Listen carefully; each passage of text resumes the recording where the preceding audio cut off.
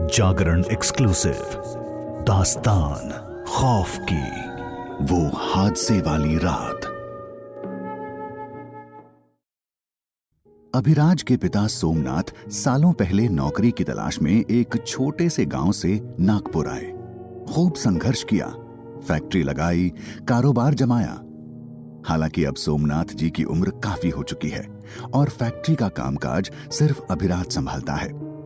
अभिराज के घर से फैक्ट्री यही कोई 10 किलोमीटर दूर है। रास्ते में 3-4 किलोमीटर तक जंगल और पहाड़ भी पड़ते हैं। इस रास्ते से अभिराज का पिछले 4 सालों से रोज ही अपनी कार से आना जाना होता है। आज अभिराज घर लौटने में कुछ लेट हो गया। रात के 10 बज रहे थे। शायद इसलिए भी कार की स्पीड कुछ ज्यादा थी। कार जंगल के एरिया में आगे बढ़ने लगी, लेकिन मोड़ पर अभिराज गाड़ी संभाल पाता इससे पहले ही अचानक सामने से आती एक बाइक से अभिराज की कार साइड से टकरा जाती है। कार तो सिर्फ थोड़ी सी लहरा के संभल गई, लेकिन बाइक और बाइक सवार दोनों उछल के एक उथली सी खाई में लुढ़कते गए। अभिराज ने कार रोकी। एक्सीडेंट की वजह से बाइक सवार के चीखने चिल्लाने की आवाज तो आ रही थी, लेकिन दूर दूर तक कोई भी नहीं था। सिर्फ सन्नाटा था। एक पल के लिए उस व्यक्ति को देखने का उसका मन हुआ, लेकिन कहीं कोई आ ना जाए, पुलिस केस ना हो जाए, ये सारे लफड़े सोचकर उसने गाड़ी को आगे बढ़ाना ही ठीक समझा। अभिराज घर पहुंचा, लेकिन हमेशा सबसे खूब बातें करने वाला अभिराज आज बहुत चुप था। फिर भी उससे रहा नहीं गया। उसने जंगल के सुनसान एरिया के एक्सीडेंट की सारी बात अपनी पत्नी नीलम को बताई। नीलम बोली, अभी तुम्हें यकीन तो है ना कि किसी ने तुम्हें एक्सीडेंट के वक्त नहीं देखा? अभिराज बोला, हां, बिल्कुल चारों तरफ सुनसान था। नीलम बोली, तो फिर ठीक है, डोंट वरी, कुछ नहीं होगा। हम ये बात किसी को नहीं बताएंगे, पापा जी को भी नहीं। दूसरे दिन अखबार में खबर छपी, जंगल एरिया में एक्सीडेंट से मनोज पांडे की मौत। आगे लिखा था, मनोज अपने परिवार में अकेला था। मां बाप के अलावा उसके 2 बच्चे थे और मनोज का एक्सीडेंट कैसे हुआ ये पता नहीं चला। अभिराज समझ गया कि ये वही मनोज पांडे है जिसका एक्सीडेंट उसकी गाड़ी से हुआ है, लेकिन ये सोचकर उसके दिल में तसल्ली थी कि ये बात वो और उसकी वाइफ नीलम के अलावा इस दुनिया में कोई नहीं जानता। कुछ दिन यूं ही बीत गए। मनोज का एक्सीडेंट कैसे हुआ ये किसी को पता नहीं चला और कभी पता चलेगा भी नहीं। अभिराज भी इस हादसे से बाहर निकल के सब कुछ भूल गया। रात काफी हो गई थी। अभिराज और नीलम उनके दोनों बच्चों के साथ आज बहुत दिनों बाद वीकेंड एंजॉय करके उसी जंगल वाले रास्ते से घर वापस आ रहे थे। ठीक एक्सीडेंट वाली जगह पर कार अचानक बंद हो गई। अभिराज ने नीलम को धीरे से बताया, यहीं हुआ था वो एक्सीडेंट। नीलम बोली, अभी प्लीज यहां से जल्दी चलो, मुझे डर लग रहा है। अभिराज बोला, इसमें डरने की क्या बात है, मैं हूं ना तुम्हारे साथ। गाड़ी अभी स्टार्ट हो जाएगी, मैं देखता हूं। अभिराज कार के बाहर निकला। उसने बोनट खोला, कुछ कनेक्शन चेक किए और जैसे ही बोनट बंद करने लगा, बाहर से गाड़ी के अंदर देखने पर एक पल के लिए उसे ऐसा लगा कि उसकी वाइफ नीलम की जगह कोई और बैठा है और वो उसे घूर रहा है। वो अपने वहम को इग्नोर करते हुए अपनी सीट पर आकर बैठ गया। गाड़ी अब स्टार्ट हो चुकी थी, लेकिन गाड़ी के सामने उसे कोई आदमी खड़ा दिखाई दिया। अभिराज हॉर्न बजाने लगा तो नीलम बोली, हॉर्न क्यों बजा रहे हो? अभिराज बोला, नहीं, वो सामने। इतना बोलते हुए जैसे ही उसने सामने देखा, कोई भी नहीं था। अभिराज ने गाड़ी आगे बढ़ा दी और घर पहुंचा। नीलम ने डरते हुए अभिराज से कहा, अभी कहीं ये उसी बाइक वाले मनोज पांडे की आत्मा या भूत तो नहीं है? अभिराज ने कहा।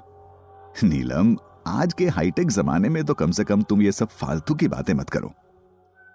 नीलम जानती थी कि अभिराज भूत, चुड़ैल या आत्मा इन सब में यकीन नहीं करता, इसलिए उसने चुप रहना ही ठीक समझा।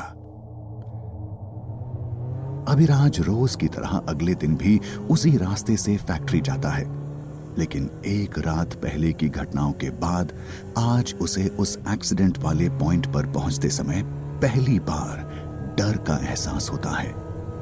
कार की स्पीड तेज होने लगती है, मगर वो खुद को मन ही मन समझाता है कि ये डर कुछ और नहीं, उसका वहम है। वो बहुत कोशिश करता है कि लौटने में लेट ना हो जाए, लेकिन घड़ी रात के 9:30 बजे का इशारा करने लगती है। लौटते वक्त जंगल के एरिया में पहुंचते ही अचानक बहुत तेज बारिश शुरू हो जाती है। वो थोड़ी दूर आगे बढ़ता है तो देखता है कि सुनसान सड़क पर कोई हाथ हिलाकर इशारे करते हुए उससे लिफ्ट मांग रहा है। अभिराज उसके करीब से जैसे ही निकलता है, गाड़ी की स्पीड अपने आप कम हो जाती है। वो काफी डर जाता है, लेकिन रुकता नहीं। एक्सीडेंट वाले पॉइंट पर जब पहुंचने लगता है तो गाड़ी के मिरर में जैसे ही देखता है, उसे वही इशारा करने वाला व्यक्ति पीछे वाली सीट पर बैठा दिखाई देता है। अभिराज के पूरे शरीर में डर के मारे सिहरन दौड़ जाती है। बड़ी हिम्मत करके वो पीछे देखता है, लेकिन उसे पीछे की सीट खाली नजर आती है। इस हादसे के बाद कुछ दिनों के लिए अभिराज फैक्ट्री जाना बंद कर देता है, मगर फैक्ट्री के ही कामकाज से उसे एक दिन के लिए रायपुर जाना पड़ता है। अभिराज लंबे सफर के लिए हमेशा अपनी फैक्ट्री के ड्राइवर पवन को साथ ले जाता है, लेकिन पवन आज छुट्टी पर था। वो अपने मैनेजर को एक ड्राइवर अरेंज करने के लिए कहता है। मैनेजर इमरान नाम के ड्राइवर को अभिराज के साथ भेज देता है। दिन के यही कोई 12 बज रहे थे। गाड़ी जंगल वाले उसी रास्ते पर आगे बढ़ने लगती है। रास्ते में इमरान और अभिराज की काफी बातें होती हैं। इमरान कहता है, साहब, घर जाने की सबको जल्दी होती है। सबके घर वाले, बीवी, बच्चे इंतजार करते हैं। रात कितनी भी हो जाए, मगर गाड़ी ध्यान से चलाना चाहिए। ये सुनकर अभिराज थोड़ा सहम जाता है। वो इमरान से कहता है, तुम गाड़ी चलाने पर ध्यान दो। ड्राइवर इमरान बोलता है, यही तो मैं कह रहा हूं साहब। उस हादसे वाली रात अगर आपने भी ऐसा ही ध्यान रखा होता तो मनोज पांडे नहीं मरता, और तो और अगर थोड़ा रुक कर उसे अस्पताल ले जाते तो वो बच जाता। अभिराज एसी में भी पसीना पसीना हो जाता है। कंपकपाती आवाज में कहता है, लेकिन तुम ये सब कैसे जानते हो? अचानक इमरान का चेहरा पीछे बैठे अभिराज की तरफ पूरी तरह घूम जाता है, मगर उसके हाथ स्टीयरिंग पर ही रहते हैं। अभिराज कांप उठता है। वो देखता है कि इमरान की जगह पर कोई नया सा चेहरा उसके सामने है, जो लहूलुहान है और उस पर कई चोटों के निशान हैं। अभिराज सकपकाते हुए कहता है, तुम इमरान? ड्राइवर कहता है, इमरान नहीं साहब, मनोज पांडे। वही मनोज पांडे जिसको आपने मार दिया था। अब तक गाड़ी एक्सीडेंट वाले पॉइंट पर पहुंच चुकी होती है। मनोज डरावनी सी हंसी हंसते हुए कहता है, जो दर्द मेरी मौत के बाद मेरी फैमिली ने सहा, वही दर्द अब तुम्हारे अपने झेलेंगे।